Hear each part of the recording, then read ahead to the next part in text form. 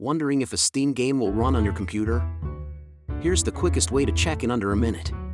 First, let's grab your PC specs.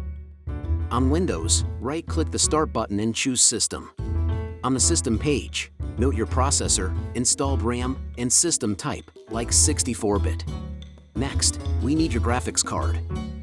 In the search box, type Device Manager and open it. In Device Manager, expand Display Adapters. Note the name of your graphics card. Great! Now you know your CPU, RAM, system type, and graphics card. Time to compare them with your game. Open Steam, find the game you want, and go to its store page. Scroll down to the System Requirements section. You'll see minimum and recommended specs. Start with minimum requirements. Compare the listed processor with your CPU. Yours should be equal or better. Then check RAM.